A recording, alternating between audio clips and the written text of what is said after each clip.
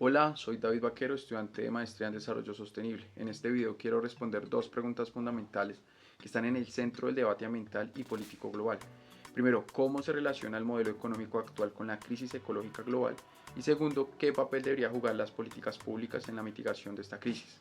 Mi intención no es solo exponer información, sino reflexionar sobre estructuras de poder, responsabilidad colectiva e individual y qué posibilidades reales de cambio tenemos. Entonces, para entender el presente hay que partir de un hecho incómodo. El modelo económico tradicional, basado en el crecimiento infinito, la extracción de recursos y la maximización de ganancias sin considerar los costos ambientales, nos ha arrastrado hacia un colapso climático y ecológico sin precedentes. Vivimos en un momento histórico crítico. De acuerdo con científicos del Stockholm Residence Center, los límites planetarios, que son los umbrales biofísicos esenciales para la estabilidad de la Tierra, están siendo sistemáticamente sobrepasados.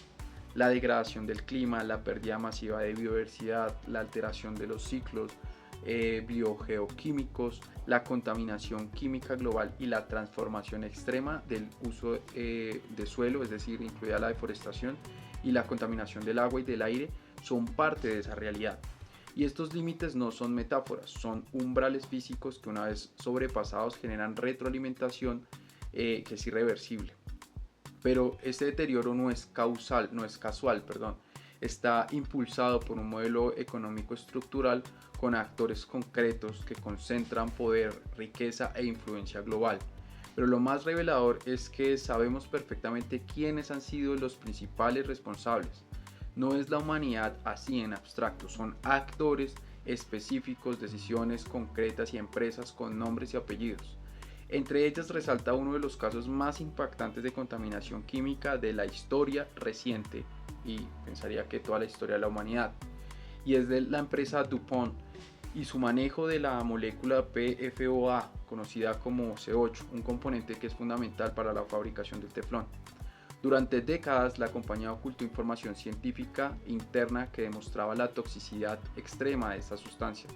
Documentos filtrados y litigios posteriores mostraron que el C8 no solo se acumulaba en los organismos humanos, generando cáncer, problemas reproductivos y daños hepáticos, sino que se dispersó en ríos, suelos y la atmósfera, infiltrándose en la cadena alimenticia global. Hoy, estudios independientes estiman que entre el 97 y el 100% de las personas analizadas en estudios poblacionales tienen rastros detectables de PFAS en la sangre, que es un tipo de químico eterno cuyo impacto real sobre ecosistemas completos aún es incalculable. Y este no es un caso aislado, es un patrón. En 1989, el Exxon Valdez derramó aproximadamente 260.000 barriles de petróleo en las costas de Alaska, generando uno de los mayores desastres ecológicos marinos del siglo XX. En 2010, la explosión de la plataforma Deepwater Horizon, operada por la British Petroleum, liberó alrededor de 4.9 millones de barriles de crudo en el Golfo de México, devastando manglares, arrecifes y poblaciones enteras de fauna marina. Y en la Amazonía ecuatoriana, el caso de Texaco Chevron dejó más de 930 fosas de desechos tóxicos y derramó aproximadamente 1.9 millones de litros de crudo y metales pesados durante décadas, afectando a comunidades indígenas, suelos y ríos que aún hoy están contaminados. Todo esto ocurre mientras un reducido grupo de corporaciones concentra una parte desproporcionada de las emisiones globales. Diversos informes coinciden en que solamente 100 empresas son responsables de más del 70% de las emisiones industriales del CO2 desde 1988, entre ellas ExxonMobil, Shell, British Petroleum, Chevron y la Saudi Aramco. No son accidentes aislados, es un sistema que recompensa la irresponsabilidad, compra de voluntades y opera bajo la lógica del extrae ahora y paga nunca. Y aquí es donde entramos en la discusión política, porque cualquiera diría, bueno, entonces necesitamos políticas públicas más estrictas. Pero seamos honestos, esa es una utopía dentro del marco democrático actual, donde el principio de elegir y ser elegido está profundamente distorsionado por el financiamiento privado de campañas. La gran contradicción que tenemos en nuestro sistema democrático moderno, basado en la idea de elegir y ser elegido, tiene una falla estructural: exige dinero. Los grandes capitales descubrieron que el financiamiento de campañas políticas le permite comprar influencia, moldear leyes y capturar estructuras de poder. Los de la rama ejecutiva, que son presidentes, gobernadores y alcaldes, al menos en algunos casos logra cierta independencia y si cuentan pues con respaldo ciudadano fuerte o un carisma particular.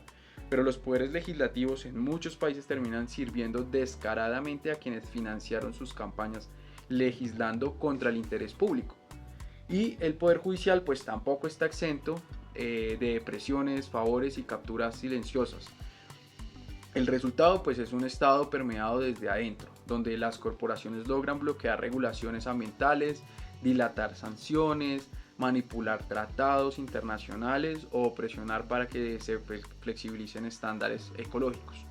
Incluso las instancias que deberían estar por encima de los gobiernos, desde la perspectiva de la pirámide de Kelsen, los tratados internacionales, por ejemplo, suelen ser igualmente vulnerables porque pues son espacios donde las grandes empresas pueden operar detrás de bambalinas, financiando think tanks, lobbies transnacionales y narrativas públicas cuidadosamente manufacturadas y ampliamente difundidas por sus medios de comunicación masivos. Entonces, ¿cuál sería la salida? Y aquí es donde vale la pena atrevernos a pensar más allá, porque también reconozco que pues, prohibir por completo el financiamiento privado de campañas implica enormes costos para el Estado. Pero aún así es claro que no habrá transformación si no rompemos el círculo vicioso de captura corporativa y apatía ciudadana. Entonces lo único que puede activar ese cambio es una ciudadanía empoderada de sus instituciones, capaz de ejercer su derecho al voto de forma madura y consciente y con mecanismos de participación que realmente funcionen. Y aquí entra la tecnología como una posibilidad muy fuerte. Entonces imaginémonos un sistema donde la ciudadanía pueda votar directamente decisiones cruciales, en lugar de depender de congresistas que muchas veces ni aparecen en las sesiones o representan intereses ajenos al interés de la mayoría de sus electores. Ahora, claro, también reconozco que esa posibilidad implica riesgos y que tampoco estamos libres de manipulación tecnológica, bots, granjas de visualización o incluso fraude de software electoral, como ya ha pasado en Colombia sin que las instituciones se hubieran inmutado. Pero entonces tenemos ejemplos imperfectos pero reveladores y esos ya existen. Entonces pensemos por ejemplo en lo ocurrido recientemente en Nepal, donde miles de ciudadanos organizados espontáneamente a través de plataformas como Discord lograron presionar la caída del primer ministro y desencadenaron un proceso político que aún continúa hoy, redefiniendo la estructura institucional del país. Entonces no es un modelo ideal ni necesariamente deseable replicarlo tal cual, pero demuestra una verdad que es poderosa. La democracia directa ya no es una utopía técnica, sino que es una posibilidad real cuando la gente se organiza digitalmente. Si esto lo llevamos a escala, podríamos imaginar un sistema que supere la estructura arcaica del Estado moderno, incluido el famoso equilibrio de poderes, ¿sí? Entonces preguntémonos honestamente, ¿para qué necesitamos un Senado y una Cámara de Representantes si los ciudadanos pueden votar directamente las decisiones más importantes, incluso por WhatsApp o por apps seguras? En Bogotá ya tenemos un ejemplo a pequeña escala con mecanismos como Chatico en los presupuestos participativos. ¿Por qué no imaginarlo en un nivel nacional o global? Tal vez allí esté el germen de un nuevo contrato social y político, uno donde la ciudadanía recupere el control del Estado, donde la transparencia sea radical y donde las decisiones que afectan los límites planetarios no dependan de negociaciones oscuras entre gobiernos débiles y corporaciones todopoderosas. Uno donde el desarrollo sostenible no sea un discurso vacío, sino una práctica colectiva diaria y verificable. El desafío entonces es gigantesco, pero la alternativa, que es seguir como venimos, pues es la extinción acelerada de nuestra propia casa común. Y por eso, aunque suene utópico, es ahora cuando más necesitamos imaginar lo imposible, porque lo posible, lo real, lo factible o realista, pues nos trajo hasta aquí.